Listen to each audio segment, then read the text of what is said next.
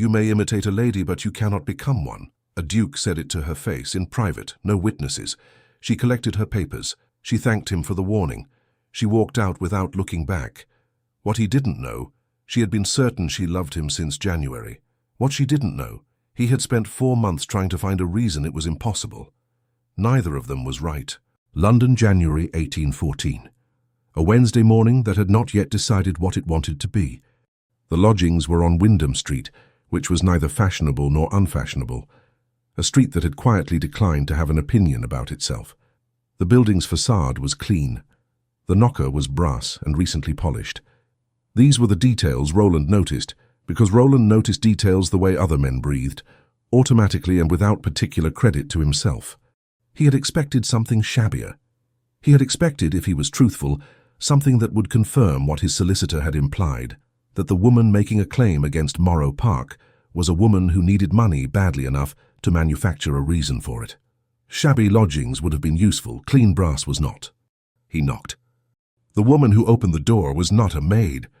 She was perhaps 25, dark-haired, with the kind of face that did not announce itself immediately, but would, Roland suspected, be difficult to forget in a fortnight. She wore a morning dress of dark blue wool that had been well made and was now well worn. There was ink on her right forefinger. She held a document in her left hand, and her thumb was keeping her place in it, which meant she had been reading it when he knocked and had not put it down to answer the door, which meant she had not thought the caller worth interrupting herself for. She looked at him.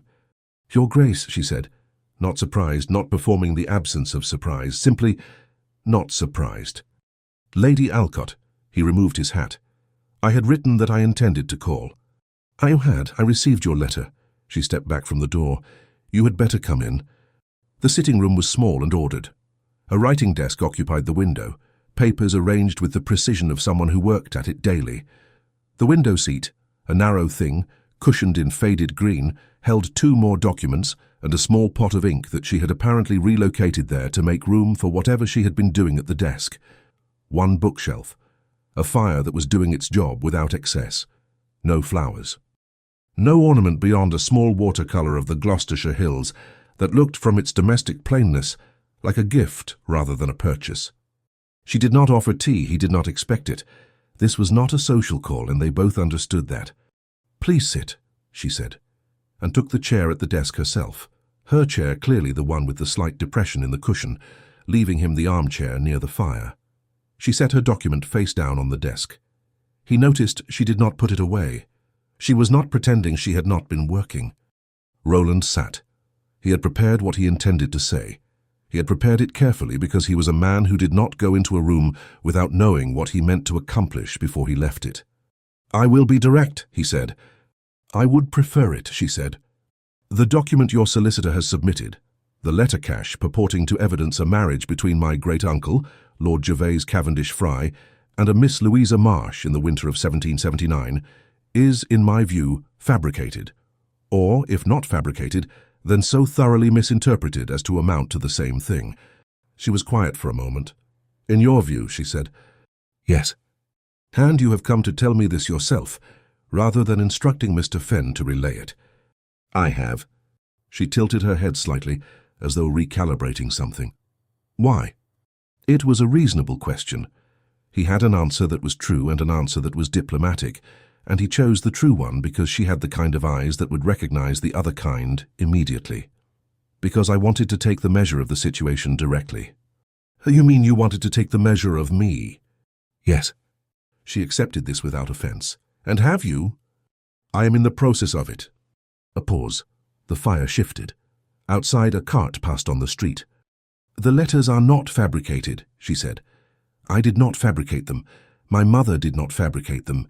They were found in a trunk at my uncle's house in Gloucestershire, 6 months after my mother's death, and I had not the faintest idea of their contents until Mr. Fenn read them to me in his office last March." She said this with no particular heat. The absence of heat, Roland noted, was itself a kind of precision. "If you wish to argue misinterpretation, you are welcome to do so through the proper channels. That is, in fact, what the proper channels exist for." "You are not concerned," he said. "About the channels?" "No. About your opinion of me before the channels have done their work?" She glanced briefly at the document on her desk. "I cannot afford the luxury of that particular concern, Your Grace." "Most people," Roland said, "in receipt of a visit from a duke contesting their claim would be somewhat more frightened. I was going to say deferential." "Ah." The corner of her mouth moved, not quite a smile, something drier than a smile. "That is a quality I find difficult to manufacture on request. You are welcome to add it to the list of charges." He looked at her.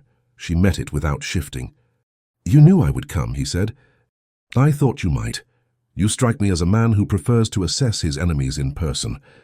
Is that what you are, my enemy? I am the woman claiming a portion of your estate." She folded her hands in her lap. They were steady. "You may characterize that however you find most useful." Roland had met adversaries of all kinds. In Parliament, in the law courts, in the drawing rooms, where the real business of the country was actually conducted.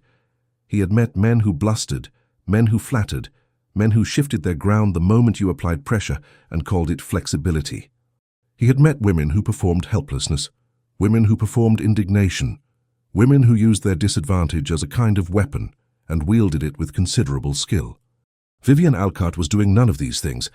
She was simply sitting in her own chair in her own room and telling him the truth as she understood it, with the mild composure of someone who had decided, at some point in her history, that composure was the one thing that could not be taken from her. He found this not what he had expected. "The dower house at Morrow Park," he said, returning to the structure of the thing, "has been in my family's direct management for 40 years. The income from the associated farmland supports 3 tenant families and 2 households on the estate itself. If the claim succeeds—" "The dower house and the associated income pass to me," she said. "Yes, I am aware. I have read the entailment documents." "All of them?" "Twice." She reached back to the desk and turned over the document she had been reading when he arrived. He caught a glimpse of it, legal script, dense, annotated in the margins in her own hand. "The 1801 revision is particularly interesting. Did you know your great-uncle made an attempt at that time to—" "I know my own estate's documents, Lady Alcott." "Then you know the 1801 revision contains an anomaly in the dower provisions that your solicitor has not yet addressed." She looked at him pleasantly. "You may want to raise it with him before the January hearing." The silence that followed was brief and absolute. "You are telling me about a weakness in your own case," Roland said.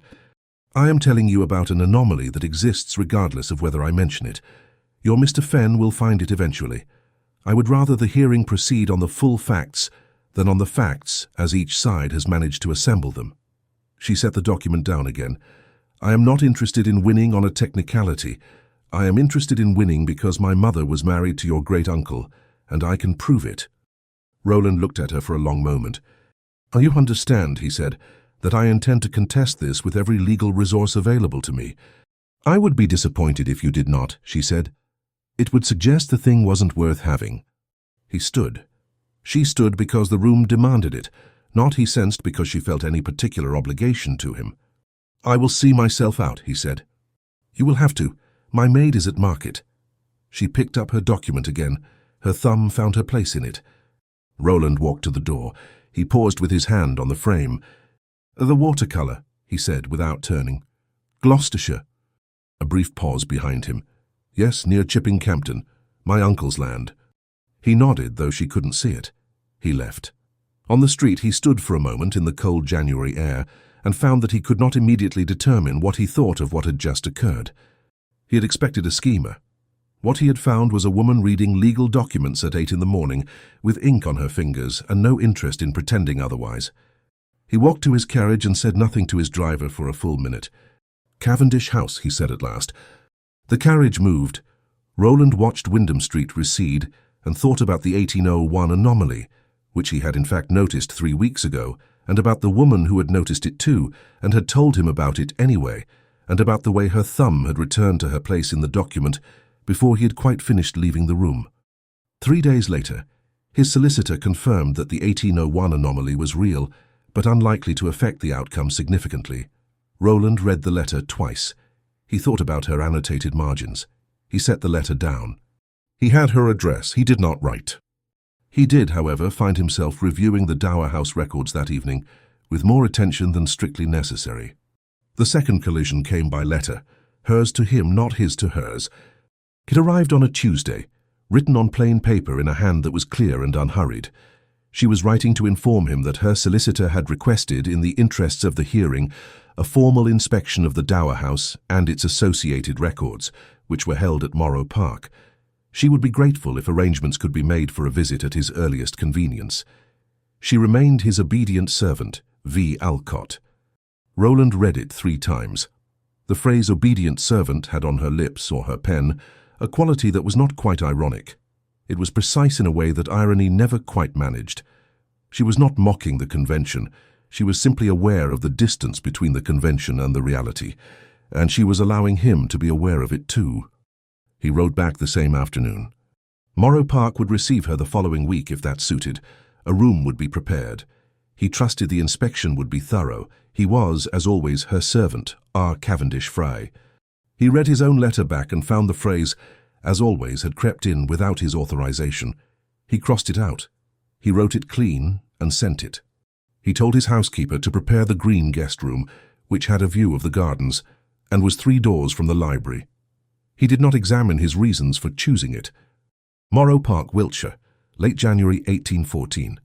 She arrived on a Tuesday, which was an ordinary day for Morrow Park to have its future complicated. The carriage was a hired one. Roland watched it come up the drive from the study window. Not deliberately, he had simply been at his desk and the window was there, and noted that she sat forward in the carriage rather than back, looking at the house as it came into view. Mrs. Marsh sat beside her, equally upright, her attention on the grounds rather than the house, in the manner of a woman assessing the practical dimensions of a place before forming any opinion of it. Roland told himself it was irrelevant, and went back to the letter he had been writing, which he did not finish for another 40 minutes. They were met at the door by Mrs. Holt, who had been at Morrow Park for 22 years, and who did not as a rule form immediate opinions.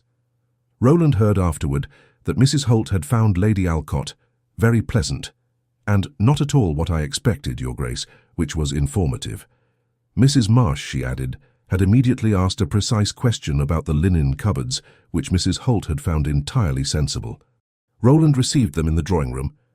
Vivienne had changed from the dark blue wool into a grey travelling dress. The ink was gone from her finger.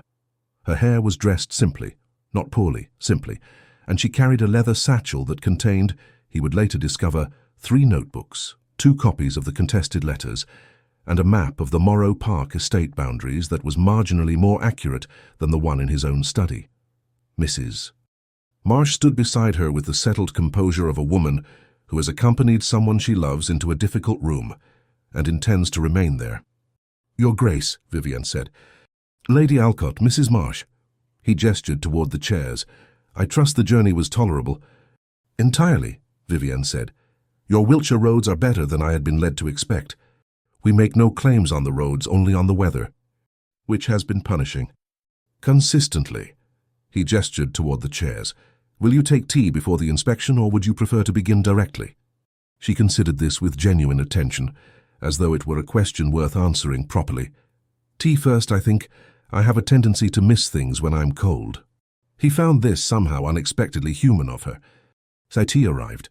They sat, Mrs. Marsh making herself immediately at home in the way of people who are comfortable everywhere because they require nothing of a room beyond its warmth, and discussed the inspection schedule with the careful cordiality of 2 people who were each waiting to see if the other would make a mistake. Neither did. Piers Holton arrived at Morrow Park on the 2nd day, which was either fortunate timing or the result of a letter Roland had not fully acknowledged sending.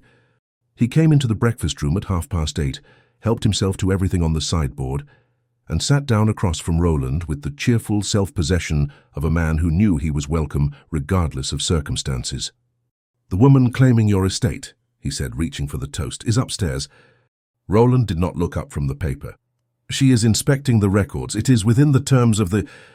I mean the library. Piers glanced toward the ceiling.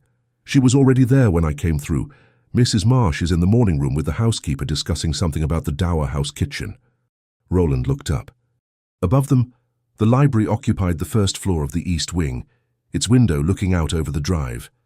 He had heard before coming down the quiet movement of someone already at work up there. She is a guest, he said. She may use the library. She may, Piers agreed, with the tone of a man who was not disagreeing. They ate. Roland did not look at the ceiling again. This was a decision that required, he found, mild but consistent effort. He had gone up to the library before first light that morning, a habit of years, the house dark and the fire lit, and the east-facing window black with January sky, and had found the window seat not empty. She had been curled into the corner of it with a notebook writing. She had looked up when he entered. Neither of them had said anything for a moment that lasted perhaps 3 seconds, and felt, in some way Roland did not examine, longer. "I didn't know it was in use," he said. "I didn't know it would be," she said. She made no move to leave. He made no move to retreat. He went to his desk. She returned to her notebook. They had remained in the library for an hour and a quarter, the light coming up slowly outside the window, working in separate silences that were not in the end uncomfortable. He had not mentioned this to Piers. Piers, however, had apparently observed enough to form a view. "She is not what I expected," Piers said in the careful tone he used when he meant to say a great deal with very few words. "You have spoken with her?" "In the hall, briefly. She asked me if I knew the date the east wing was added." Piers drank his coffee. "I didn't. She did." Roland set the paper down. "She has been reviewing the estate records." Piers looked at him. "Roland, don't." "I haven't said anything." "You have a specific expression." Piers smiled into his coffee. "I'll work on it." Mr. Marsh arrived on Thursday. Roland had known he was coming. Vivienne had mentioned it in a note left with Mrs. Holt, giving the date, and asking whether there would be any objection to her uncle joining them for dinner. He had left word that there would be no objection. He had told himself this was simple courtesy. Mr. Aldred Marsh was a broad, kind-faced man of 50-odd, who shook hands with the directness of someone who had never needed to calculate the gesture. He had clearly formed an opinion of Morrow Park within 3 minutes of arrival, which he appeared content to keep to himself until asked. Dinner was not what Roland had anticipated. He had anticipated awkwardness or performance, or the careful management of a table where the interests present were legally opposed. What he found was a family at dinner. The Marshes asked about the estate with genuine curiosity and no apparent strategy. Vivienne, who had been not guarded exactly but assembled in all of her time at Morrow Park, was here something else. She laughed at something her uncle said. She argued with Mrs. Marsh about whether the east bedroom or the green guest room had the better morning light, having apparently inspected both, on grounds of thoroughness. She ate more than Roland had seen her eat at any previous meal. She glanced at him at one point across the table, catching him watching her perhaps, and there was a flicker of something in her expression. Not self-consciousness. Something more like acknowledgement. He looked back at his plate. Piers, seated beside Mrs. Marsh, was having what appeared to be a genuinely good time. Roland found this slightly annoying. After dinner, the Marshes retired. Vivienne remained in the drawing room with the legal register she had been working from all week, cross-referencing something with a second document spread across the sofa beside her. Piers excused himself with the tact of a man who was not being tactful. Roland stayed. There was no particular reason to. He stayed. "Your uncle is not what I expected," he said. She looked up. "What did you expect?" "I am not entirely sure." He moved to the other end of the sofa, a careful distance from her papers. "Someone with more evident interest in the proceedings." "He has no interest in the proceedings. He has interest in me." She returned to the register. "Those are different things." "He came to Wiltshire in January for you." "He would come to Aberdeen in January for me." She turned a page. "They took me in when I was 21 after the—" She paused very briefly. "After the annulment. I had nowhere else to go. They did not discuss whether to take me in. They simply did." Roland was quiet. "You don't need to adjust your face," she said without looking up. "I'm not telling you for sympathy." "I know," he said. She glanced at him. He met it. She looked back at the register. "The 1791 estate survey," she said after a moment, in the tone of someone moving back to solid ground, "lists the Dower House as a separate residential property with independent access to the West Road. This is relevant because the 1804 boundary revision absorbed the West Road access into the main estate," Roland said, "and my solicitor will argue that the Dower House ceased to be independently accessible from that point, which would affect the income calculation." She looked at him properly now. "Yes. I found it last week." "I found it this morning." "Oh, you are thorough," he said. "I have to be," she said simply. "I don't have the resources to be sloppy." He thought about saying something. He did not say it. "Go to bed, Your Grace," she said. "You have been up since before first light. I heard you on the library stair." "You heard me?" "The third step creaks. You don't know to skip it." She turned another page. "I do." He mentioned it to Piers the following morning. More as an observation than anything else, and Piers said, "Yes, I know, I've been skipping it for 12 years." And Roland understood that he had managed to be unaware of a thing that was obvious to everyone who had spent time in his own house. He skipped the third step after that. It did not seem relevant that he knew why. The letter from his solicitor arrived on the 8th day of Vivienne's stay. Roland read it at his desk in the study, with the door closed, in the middle of the afternoon. The letter was brief. Mr. Fenn had conducted further analysis of the document cache at Vivienne's solicitor's request. A joint review, standard procedure for proceedings of this nature. In the course of that review, a second letter had been identified. Not new. It had been in the cache from the beginning, but not previously considered significant, because it had appeared to be a letter from Lord Gervase to a business associate. On closer reading, and in the context of the other letters, it was neither from Lord Gervase nor to a business associate. It was from a witness, a Mr. Thomas Oak, writing in December 1779 to a friend, describing in passing that he had attended a private ceremony 2 weeks prior at which Lord Gervase Cavendish Frey had been married to Miss Louisa Marsh by a clergyman whose name he could not now recall, but who had seemed entirely proper. The letter was 34 years old.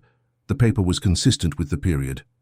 Mr. Fenn had no grounds, as yet, to question its authenticity. If the letter was authentic, the marriage was not merely evidenced, it was witnessed. And if the marriage was witnessed and registered, the legal implications extended beyond the dower house. There was an entailment question. There was a question about the line of succession to the Morrow title itself. Roland set the letter on his desk. He sat for a moment without moving. Then he stood and went to the window and looked out at the west garden, which was grey and frost-bitten and very clear. He knew what he had to do.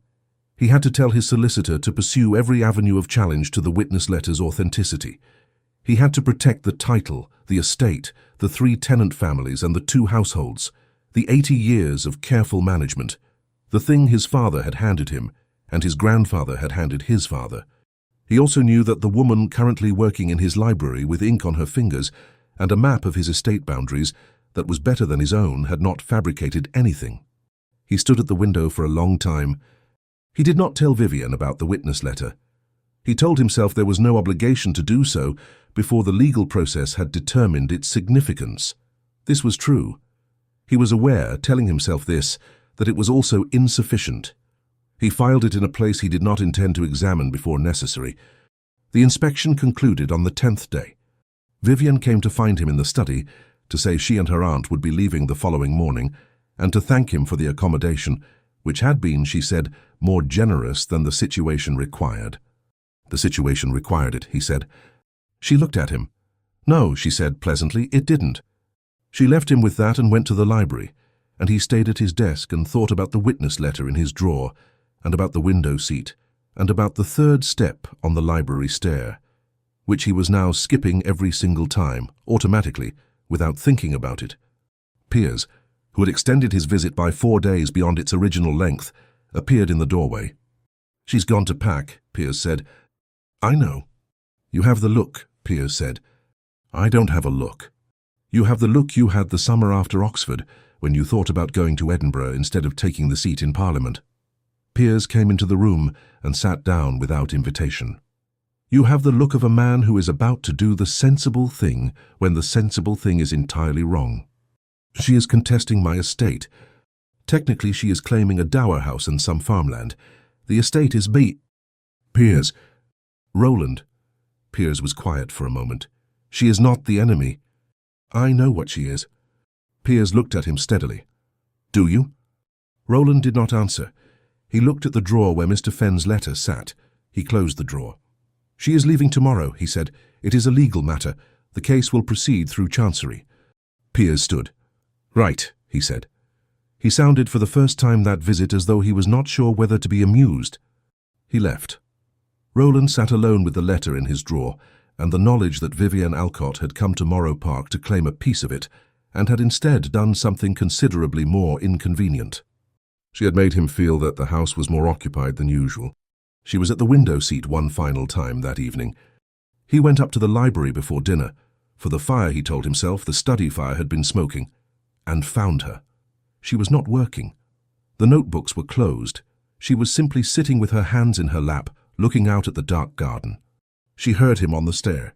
"You skipped the third one," she said, without turning. "I have been informed it creaks." She did not move from the seat. He did not retreat to the desk. He stood near the fire and looked at the same dark window she was looking at. "The garden is better in spring," he said. "The east beds particularly." "I believe you." A pause.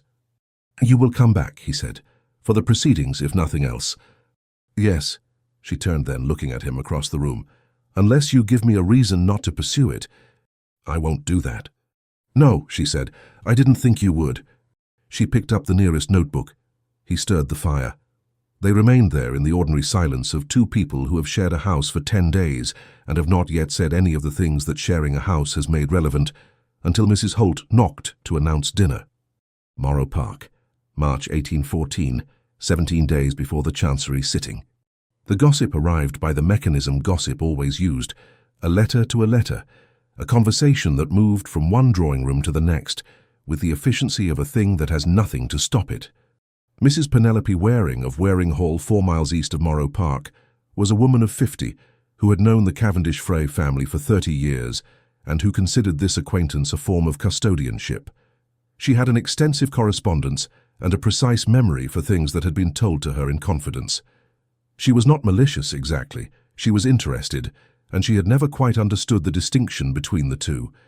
She had made inquiries. The inquiries had returned via a friend in Bath who had known someone in the circle of the late Baron Alcott. A satisfying quantity of information, the ecclesiastical proceedings, the grounds, impotence as ruled by the Court of Arches, which was a matter of public record and therefore common knowledge to anyone who had known the right people in 1808, and the particular social ruin that attached itself not to the dead Baron, but to his young wife, as it always did. The marriage at 19, the annulment at 21, the reinvention under a dead baronet's title in a city where no one had known her before. Mrs. Waring had mentioned this in 3 letters. It would be in London drawing rooms by the end of the month. Piers told Roland on a Thursday morning over breakfast, with the directness of a man who understood that the information was going to be worse the longer it was delayed. Roland put down his cup. "How reliable is the source?" "Reliable enough that I rode over from Bath to tell you before you heard it from someone less inclined to be useful about it."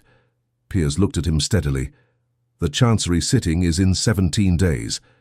I know when the sitting is. If this reaches London before then, I know what it means." Roland stood. He walked to the window. The east garden, which did look better in spring, was beginning to show it, the first tentative evidence of the beds he had mentioned in January, without entirely meaning to. He looked at it without seeing it. "Does she know?" "I don't know. I came here directly." Roland thought. He thought about the sitting and the witness letter in Mr. Fenn's possession, and the Dower House and Morrow Park. He thought about Vivienne at the window seat, looking at the dark garden in January, her notebooks closed, her hands still. He thought about what it would mean for her if the gossip arrived before she had any warning of it, if she walked into a London drawing room and found it already waiting. She was at Morrow Park now. She had returned 10 days ago, continuing her review of the estate records, her aunt with her. She was, technically, still his guest. "Where is she?" he said. "The library, I think. She was there when I arrived." Roland left the breakfast room. She was in the library, at the window seat. She had graduated over the course of her second stay from the corner of it to the full length, her feet tucked under her, the notebook open on her knee, a second document on the cushion beside her. She looked up when he came in. He had not planned what he meant to say. This was unusual. He found, standing in the doorway with the morning light behind him, that his preparation had not caught up with his feet. "I need to speak with you," he said. Something in his tone made her close the notebook. She swung her feet to the floor but did not stand. He came into the room. He did not sit. He stood near the window, not at the desk, not across the room, close enough that this was clearly not a formal communication. "Mrs. Waring," he said. "4 miles east. I don't know if you have met her." Vivienne's expression did not change. "I have not." "She has been making inquiries about your," he paused, "about the annulment." The quiet that followed was very short. "I see," she said. "She has written to at least 3 people. One of them is in Bath, one in London, one in— it doesn't matter. The point is that it is moving." "Yes." She set the notebook on the cushion beside her precisely. "How long?" "Before it reaches the circles that matter. 2 weeks, perhaps less." He looked at her. "The Chancery sitting is in 17 days. She absorbed this. He watched her do it, not with distress, not with the visible effort of composure being maintained by force, but with something quieter than either.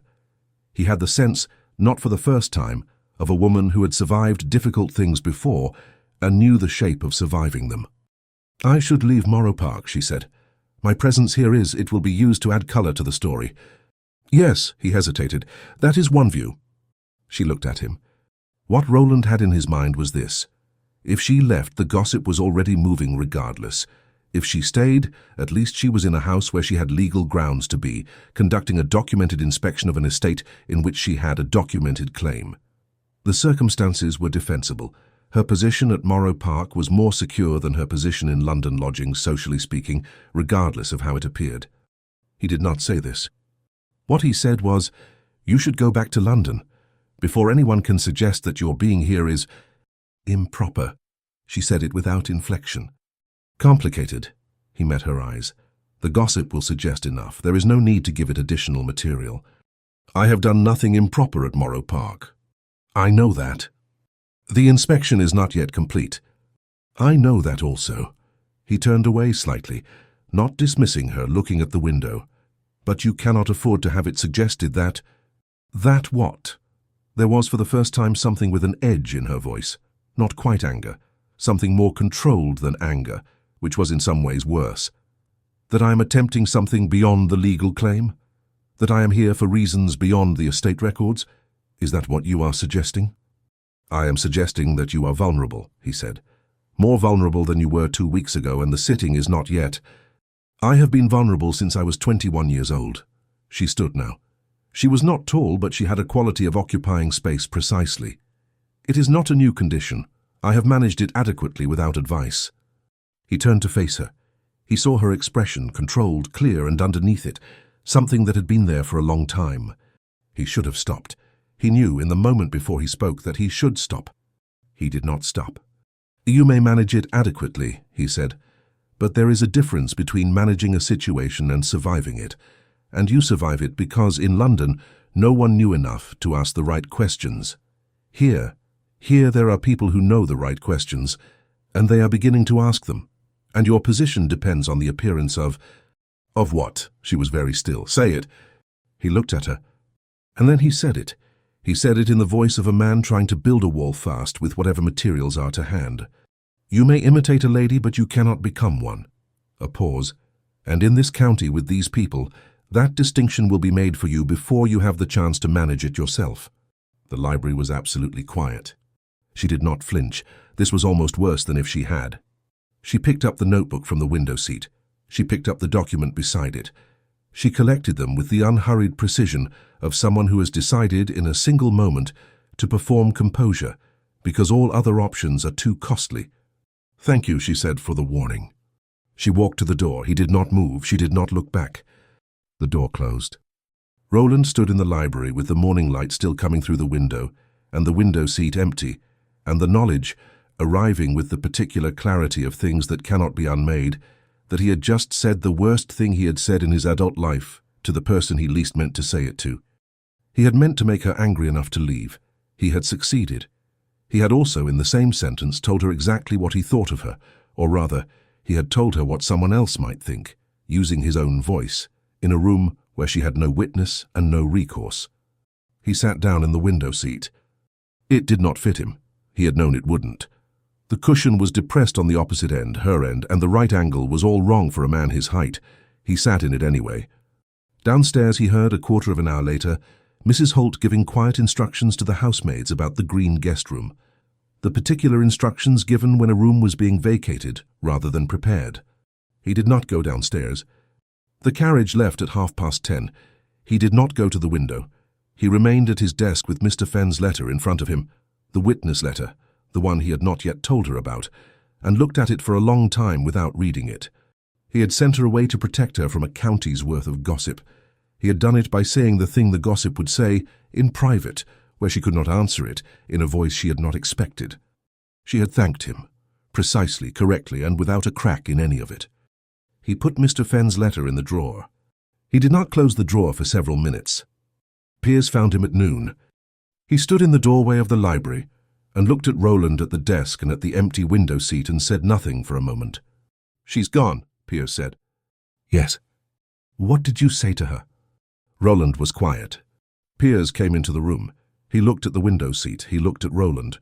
"What?" he said very precisely. "Did you say to her?" "What needed to be said?" Roland picked up a pen. The gossip was moving. She needed to leave before... "What did you say?" A pause. Roland told him. Piers was quiet for a much longer time than he usually was. "Get out," Roland said. "No." Piers sat down. "No, I don't think I will." He looked at his oldest friend with an expression Roland recognized from two previous occasions. The winter Roland had refused to contest a will that had wronged him, and the spring he had ended an engagement on entirely wrong grounds. "You're going to sit there," Piers said, "and you are going to understand that what you just did was not protection. It was sabotage. Of her and of yourself and of—" He stopped. "Why?" Roland set the pen down.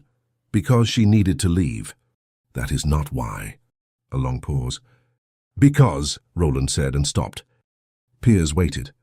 "Because," Roland said again, and the word fell into the library like something dropped from a height. "She was not going to leave otherwise. And if she stayed another week—" He did not finish. Piers looked at him, then very quietly he said, "Yes, I know." The library was still. Outside, the east garden was showing the first colour of the year, something yellow, something stubborn, pushing through the frost-bitten ground without apology. Roland looked at it. "I have to fix it," he said. "Yes," Piers said, "you do." The window seat held the impression of her for the rest of the day. Roland did not sit in it again. He went to London the following week, not to find her. He told himself he was not going to find her. He had 2 meetings with Mr. Fenn and a dinner engagement and a seat in Parliament that had been empty for a fortnight. He walked past Wyndham Street on the Thursday. He told himself it was incidental. The brass knocker was polished. He did not stop. London, April 1814, 3 weeks after the Chancery sitting. The sitting had gone to Vivienne. Not entirely. The matter of the title implications had been referred to a separate Chancery inquiry, which Mr. Fenn had requested time to prepare, and which Roland had not opposed, which had surprised everyone present, including his own solicitor. The dower house was hers. The income from the associated farmland was hers. The master in Chancery had read the witness letter aloud in a room where Roland sat 12 feet from Vivienne, and neither of them looked at the other, and had found it authentic, and had ordered accordingly. Vivienne had received the order without expression. Her solicitor had shaken her hand. The Marshes, who had come up from Gloucestershire for the week, had been seated in the gallery, and Mrs. Marsh had done something quiet with her handkerchief that was not quite crying. Roland had left before the room emptied. He had not spoken to Vivienne since the library at Morrow Park. He had not attempted to. He had written a letter in the first week after her departure, and then not sent it, because the letter was inadequate, and then written a second letter and not sent that either, because the second letter was worse than the first. He had told himself there would be a proper moment. He had told himself this with decreasing conviction across 6 weeks. Piers arrived at Cavendish House on a Tuesday that was wet and unpromising. He arrived without prior notice, which meant he had something to say that he did not want Roland to prepare for. Roland recognized the tactic. He had known Piers Holton for 20 years. "Have you lost the sitting?" Piers said, settling into the armchair without being invited to. "The dower house, yes." "And the Chancery inquiry?" "Has not yet."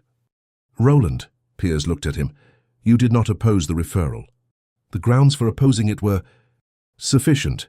Your Mr. Fenn said so. I asked him." Piers poured himself coffee from the tray on the side table. He did it with the ease of a man who had been doing it in this house for 2 decades. "You are not contesting it because you know the second letter holds.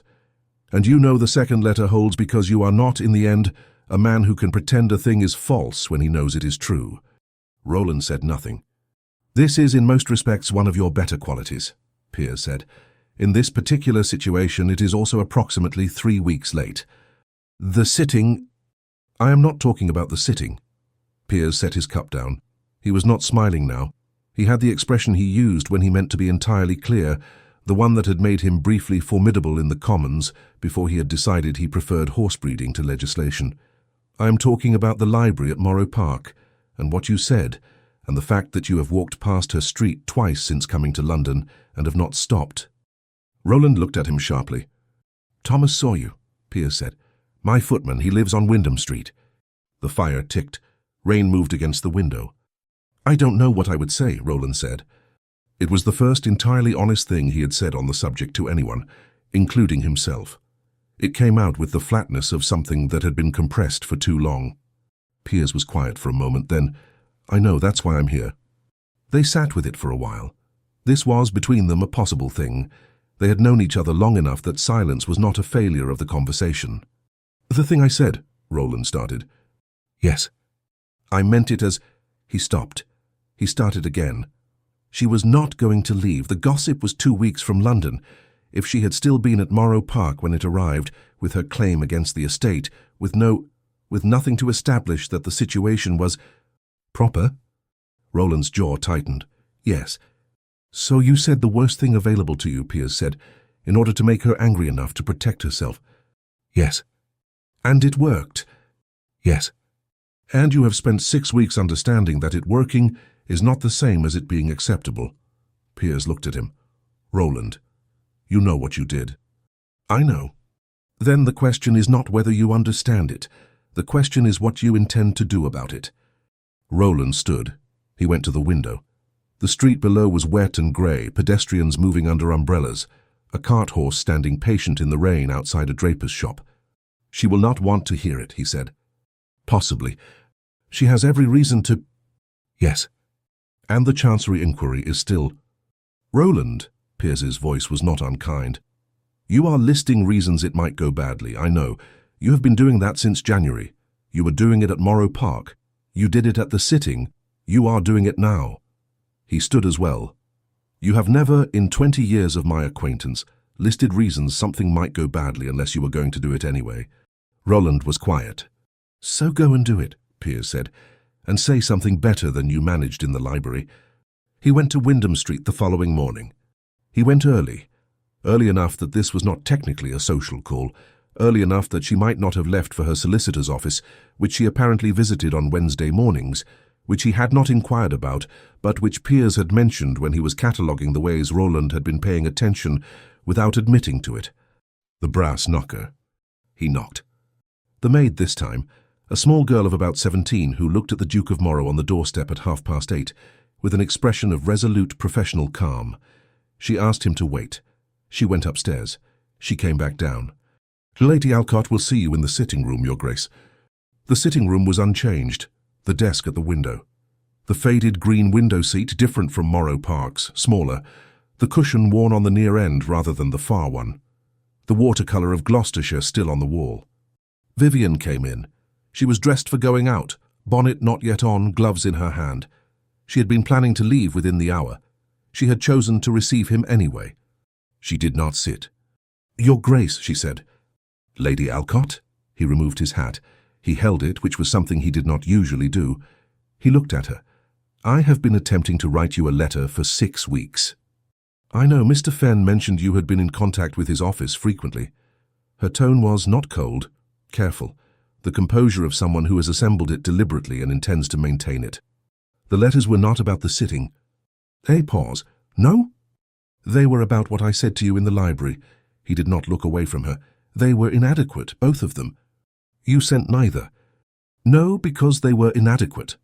He set his hat on the chair beside him, an oddly unguarded gesture for him. I am here because a letter will continue to be inadequate, and I have run out of reasons to delay the alternative. She watched him. I said something to you, he said, that I had no right to say. Not because it was private, I'm aware you have no witness, and that the situation was therefore one in which I could have said anything I chose with no consequence. I said it because I wanted you to leave, and I could not think of anything that would make you leave as quickly. It worked, she said. the same flatness Piers had used. Yes, he held her gaze. It worked, and I have not been able to pass a day since without understanding exactly what working cost. She was quiet, he continued. I knew about the witness letter before the sitting. He said this straight without softening it. Mr. Fenn told me in January, the 8th day of your first stay at Morrow Park. I did not tell you. The shift in her expression was small and precise. I see. I told myself there was no legal obligation to disclose before the sitting. He paused. That was also inadequate. She looked at him for a long moment. The room was quiet. Outside, a carriage passed. Why are you telling me now? She said. The sitting is done. The Dower House is mine. The Chancery inquiry. She stopped. I am not contesting the Chancery inquiry. She stared at him. The letter is authentic. The marriage was registered. The implications for the Morrow title are limited. One entailed income stream, which my solicitor believes can be restructured, and you have a legal claim to it, and I am not going to spend another 6 months telling myself that contesting things I know to be true is the same as protecting Morrow Park. Vivienne set her gloves down on the desk. Carefully, she turned back to him. You are voluntarily withdrawing from the Chancery inquiry. Yes. Your solicitor cannot be pleased. My solicitor will survive it. She was very still. What do you want, Your Grace? The question landed cleanly, and he answered it the same way. I owe you an apology that I cannot make in a letter. I have just made it badly. I would like the opportunity to make it better over time, if you will permit. He stopped. I am aware I am not in a position to ask for permission. I said what I said. I withheld what I withheld. These are not things that unhappen. No, she said, they are not. But I would like... He stopped again, started differently. You told me once that you couldn't afford the luxury of caring what I thought of you before the legal process had done its work. I remember. The legal process has done its work. He looked at her steadily. I am asking whether you might afford it now. She looked at him for what felt like a long time. The morning light was coming through the window behind her, the same thin spring light it had been when he first came to this room in January, and found ink on her finger and a document in her hand. You had better not mean that halfway, she said. He almost smiled. I have never meant anything less than halfway in my life. It has been a consistent problem. Something in her face shifted. Not the composure remained, but underneath it something that had been held very tightly loosened, fractionally, and he saw it. I cannot think why you would call on a Wednesday morning, she said, when it is well known that I have a standing appointment at my solicitor's office. I was aware of the appointment. Then you came knowing I would be pressed for time. I came knowing that if I waited for a convenient moment, I would continue waiting until I had manufactured a reason why no moment was convenient. She picked up her gloves. She looked at them. She looked at him. You may call again, she said, Thursday at a proper hour. Thursday, he said. She put her gloves on. I will be late for Mr. Fenn. Of course. He picked up his hat. Lady Alcott. She was already at the door. She paused, one hand on the frame, not quite turning back. Your Grace. And then she was gone, down the hall, out the front door, and he stood in her sitting room for a moment with the spring light on the Gloucestershire watercolour and the window seat empty, and something that he recognized as relief, though it was lighter than he expected relief to feel. He let himself out. The maid watched him go with the expression of someone filing information away. He came on Thursday. He came at a proper hour, which she had not defined and he had interpreted as 11, and she received him in the sitting room, and they sat on opposite sides of the fireplace and talked for 45 minutes about things that were not directly the matter. The inquiry's resolution, which was progressing through Chancery at the pace Chancery set for everything, which was its own pace and no one else's. The Dower House, which would require some work before habitation. The Marshes, who had returned to Gloucestershire and sent their regards through Vivienne, in the dry, warm manner of people who do not need to be theatrical about things. At the end of 45 minutes she offered him tea and he accepted it, and they talked for another half hour. And when he stood to leave, she walked him to the hall, and the conversation paused at the door, in the way conversations do when neither person is entirely ready for them to stop. The Dower House, he said. When you intend to move in, I would ask that you inform me so that arrangements can be made. That is very formal. I am a formal man. You are, she said, when you are unsure of your ground. He looked at her. She looked back at him without apology. "I will inform you," she said, "when the time comes." He left. He walked back to Cavendish House through a London that was moving toward spring, trees showing green along the park, the air lighter than it had been. He was not a man who noticed seasons, as a rule. He noticed this one. He called again the following Thursday, and the one after that.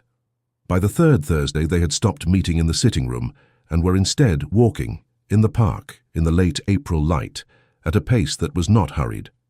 They talked about the estate and the inquiry and books, and the Gloucestershire hills in the watercolour, and he told her about Morrow Park in spring, the east beds particularly, and she said she would see them for herself soon enough, and he said yes, and did not elaborate.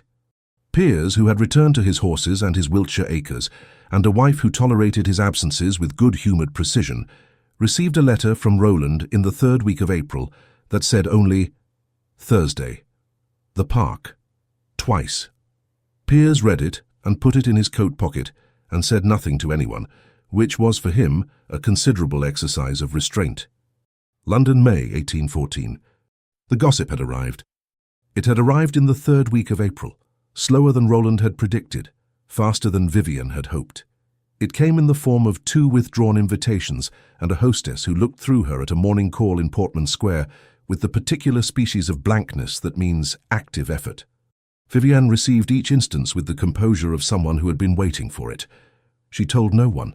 She went back to Wyndham Street and sat at her desk and worked on the Dower House inventory and did not write to the Marshes until Thursday, when she wrote a letter that mentioned nothing of consequence and asked about the kitchen garden at Gloucestershire. Mrs. Marsh's reply arrived on Saturday and mentioned nothing of consequence either, except that the kitchen garden was fine and that they thought of her often, and that the world was, on the whole, easier to endure than it sometimes appeared from the middle of it.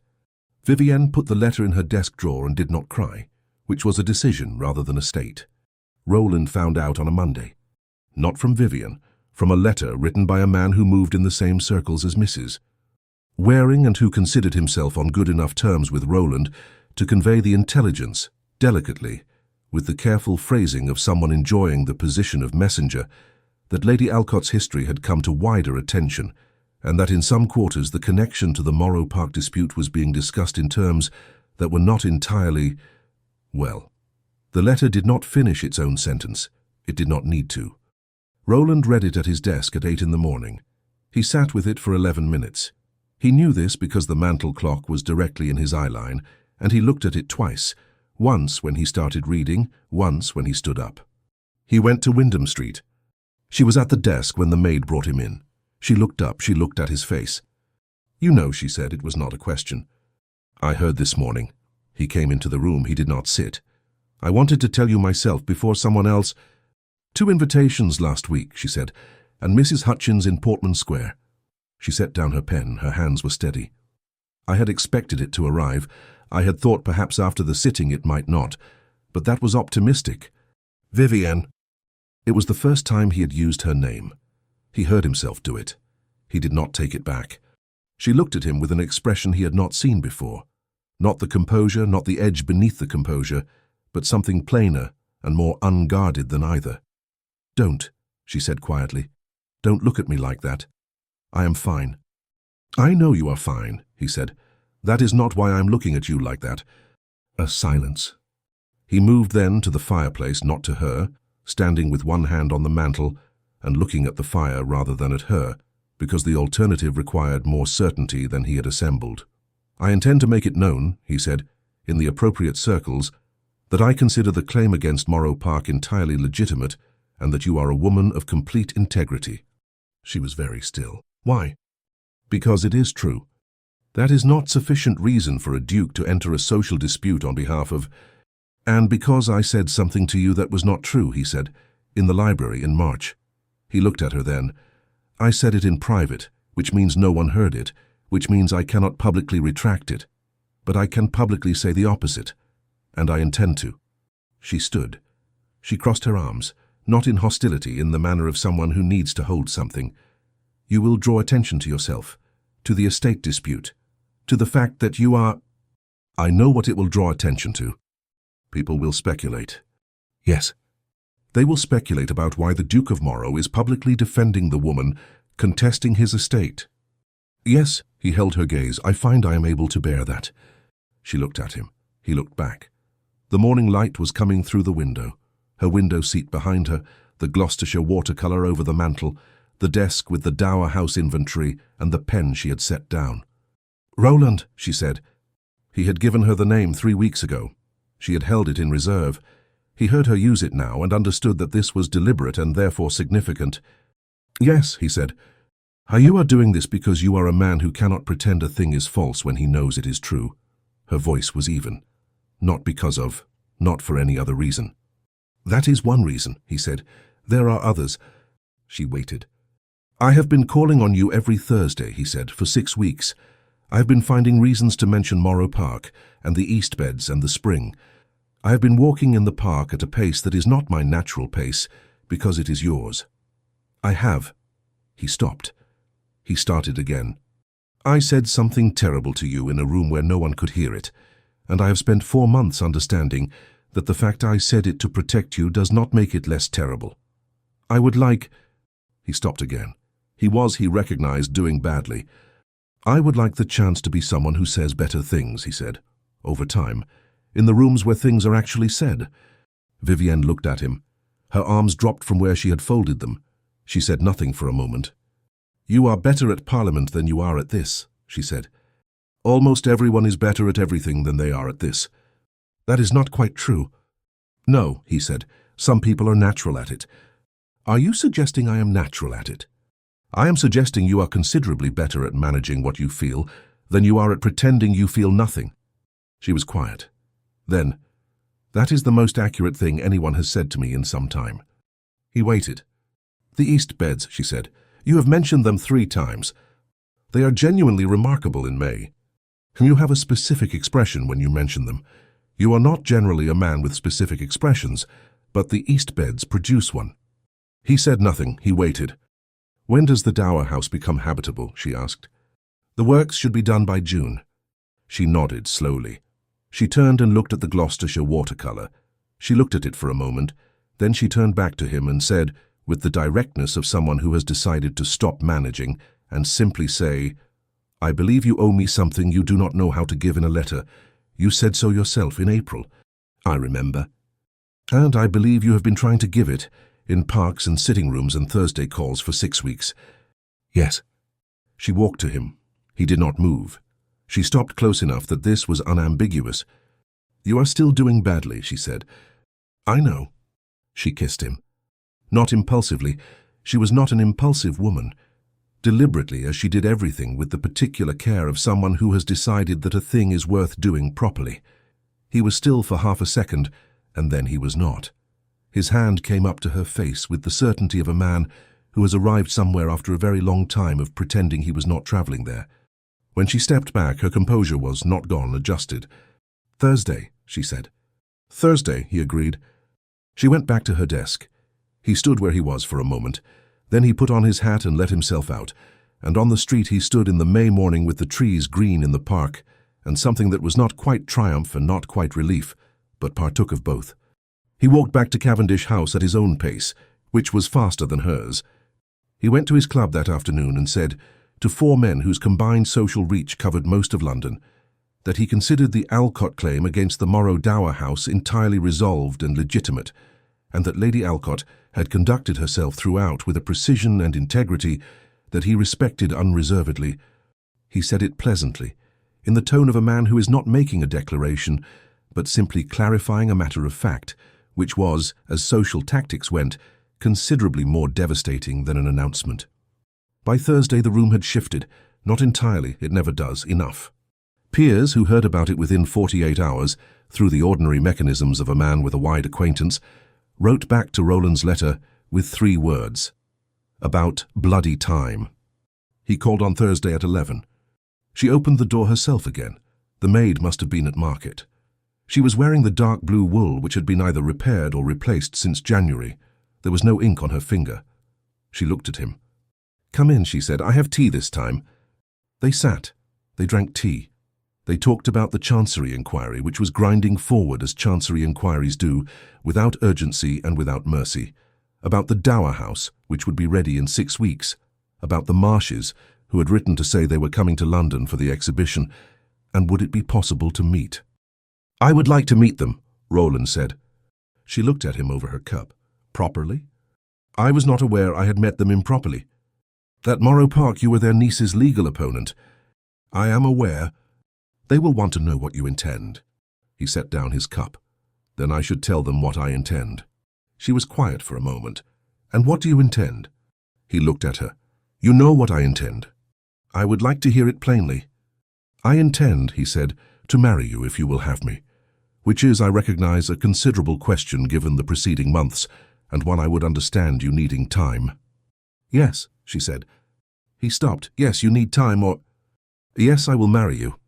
She set her own cup down with the precision of someone trying not to look amused.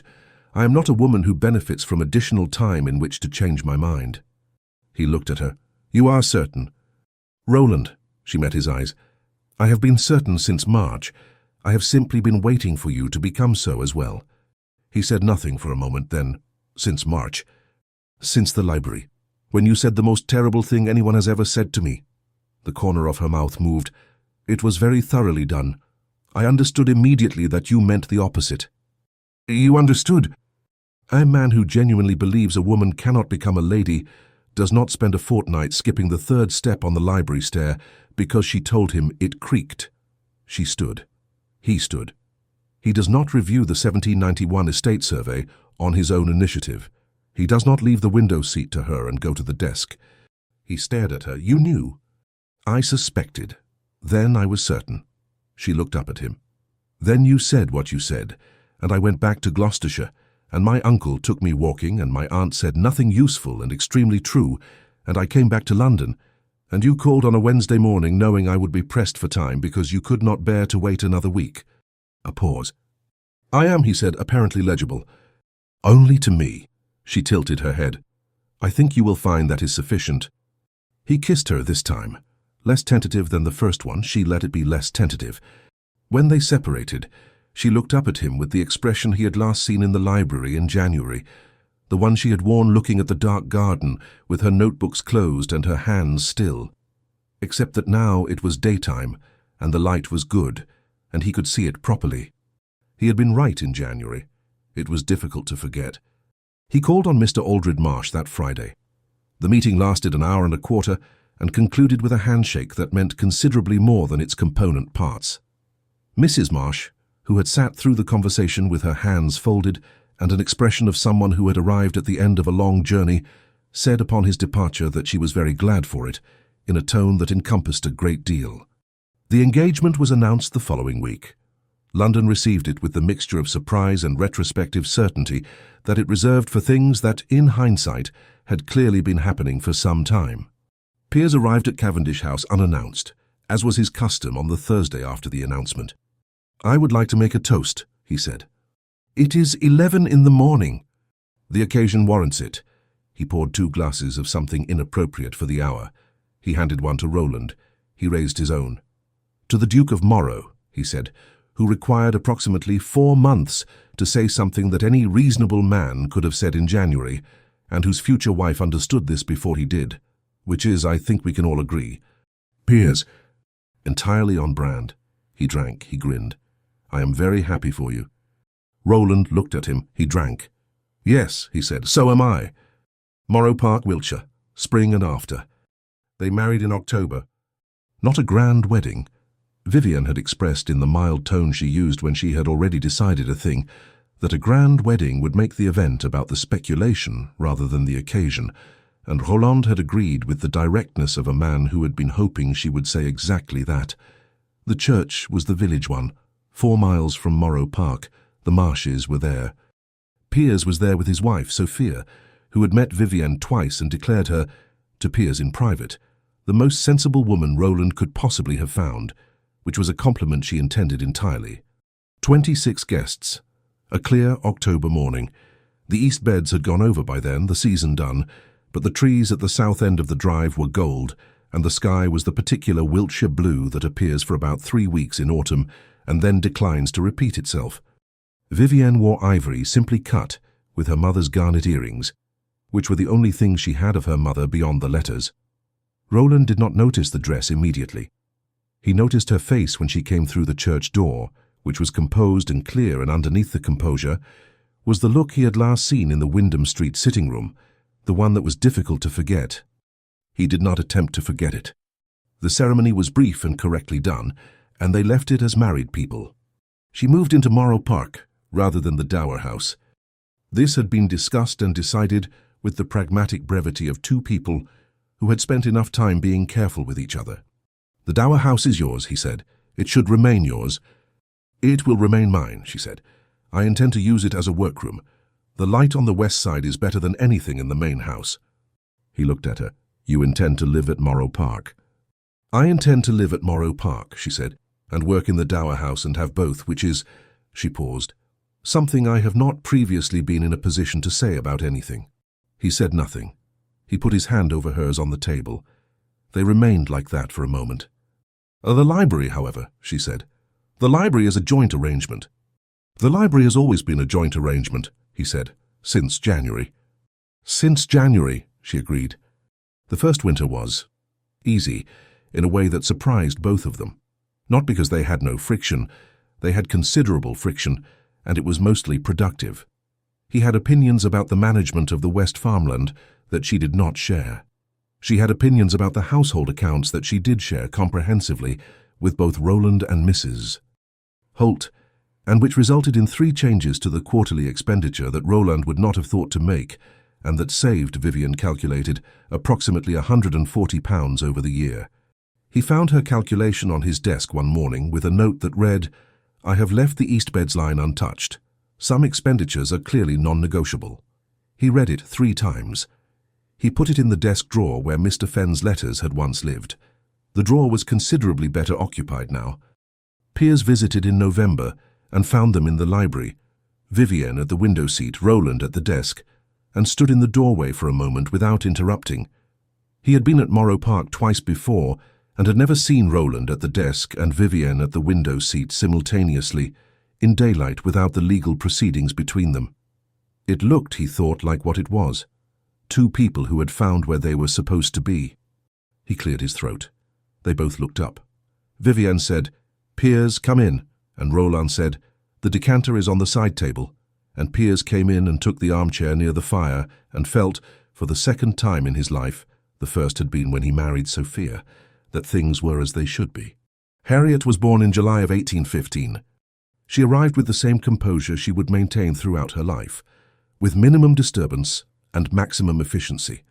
She had her father's colouring and her mother's expression, which meant she appeared to be evaluating things from approximately the 3rd week onward. Roland held her in the library on the 2nd day and said nothing for several minutes. Vivienne watched him from the bed that had been moved into the sitting room adjacent, because she had declined, at the end, to be confined to the upper floor. She watched his face. "She is looking at me," he said. "She is looking at the light," Vivienne said, "the window. She is looking at me. You are standing between her and the window." Roland looked at his daughter. His daughter looked at the vicinity of his face with the unfocused attention of someone cataloguing new information. "She has your manner," he said. "She has been alive for 2 days. It is already apparent." Vivienne smiled. She did not say anything. She watched him hold Harriet at the window seat. He had sat automatically in Vivienne's end of it, and thought about the January morning she had arrived at Morrow Park and found him at the desk and not known what to do with the fact that he was more than she had expected in every direction, and that this was going to be a problem. It had been a problem. It had been worth it. Clara arrived in March of 1817, 2 weeks early and loudly. Where Harriet had arrived with efficiency, Clara arrived with an announcement. She made her views on the situation known from the first hours and did not revise them. She had her mother's dark hair and her father's stubbornness, and a volume that appeared to belong to neither of them, and which Mrs. Marsh, upon meeting her for the first time, attributed cheerfully to some ancestral source that was, she said, probably for the best not to investigate. "She is very," Roland began on the 3rd day. "Don't," Vivienne said from the window seat. "I wasn't going to say anything negative." "You had a specific expression." "I had a thoughtful expression. For you were going to say she is very loud, which is both true and unnecessary, and will be repeated back to her at 16 and used as evidence that you never understood her. Roland looked at his wife. You have planned 16 years ahead. I have planned approximately 30 years ahead. I have a great deal of time in the Dower House workroom. She looked at Clara, who had gone quiet with the temporary discretion of someone deciding which direction to escalate in. She will be formidable, Vivienne said. She already is. Yes, Vivienne's mouth curved. I cannot think where she gets it. Morrow Park, 1822. 8 years from the January morning, he had stood on Wyndham Street and looked at a brass knocker, and not found the shabbiness he had expected. The library was unchanged. Libraries at Morrow Park did not change on any rapid schedule. It was one of the things Vivienne liked about them, the continuity of it, the sense that the room had held this particular quality of light and quiet for longer than either of them, and would hold it after. Harriet Seven had taken over a portion of the window seat. This had happened gradually and without declaration, in the manner of things that are accomplished by incremental occupation rather than announcement.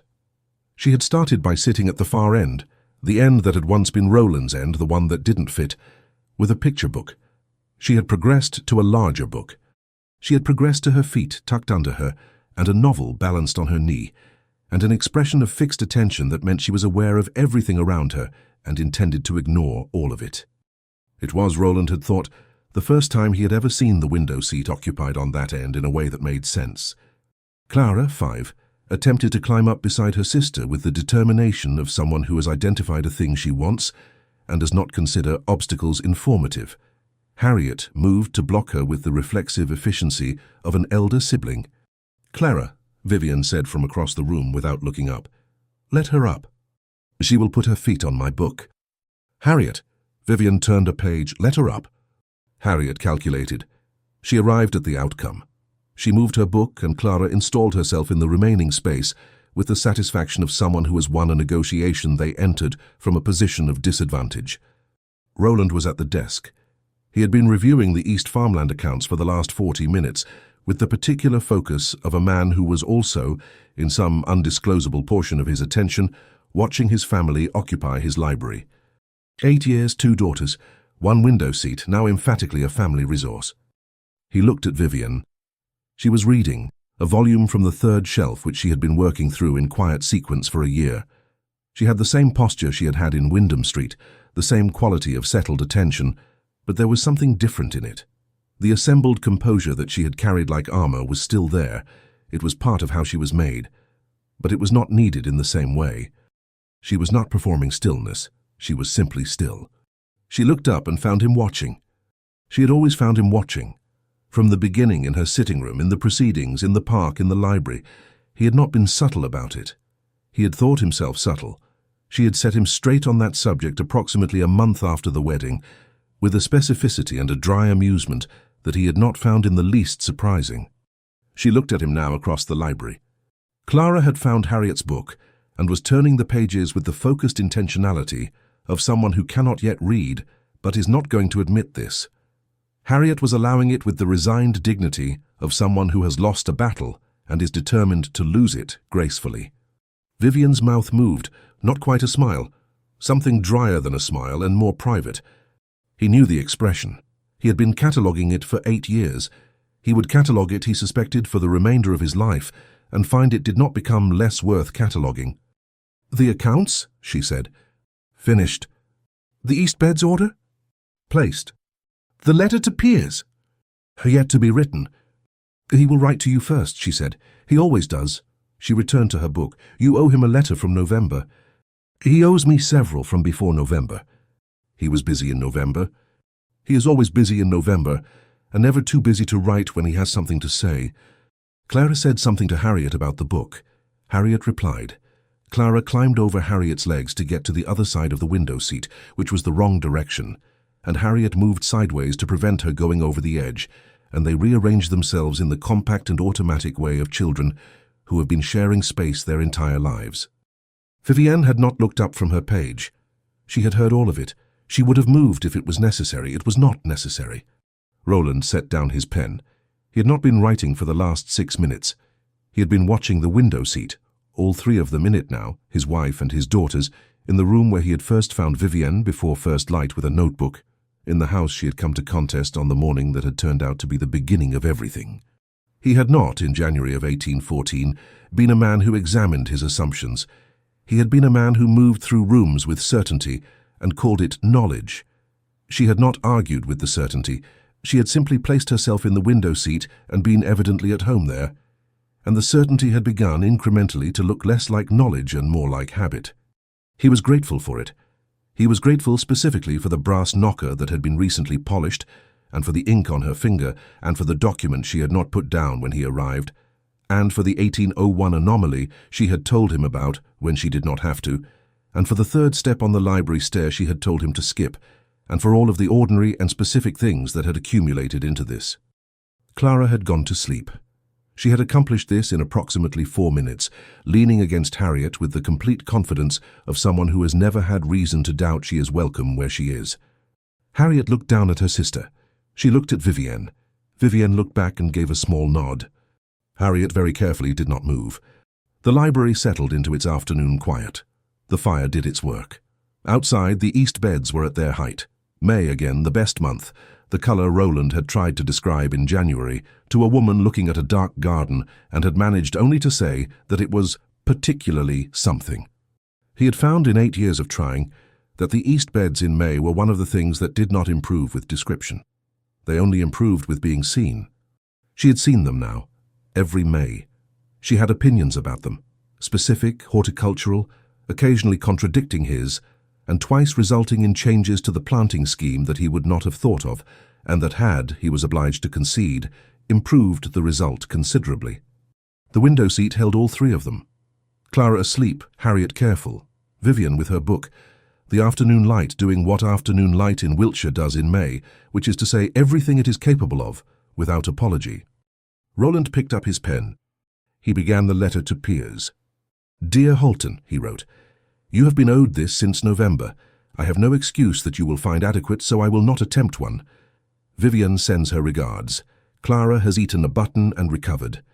Harriet has decided she dislikes Latin, and I have declined to intercede, on the grounds that it is between herself and her tutor. And I learned early that Vivienne women do not benefit from intermediaries. The east beds are at their best this week. Come when you can." He paused. He looked at the window seat. "Bring Sophia," he added. "We have room."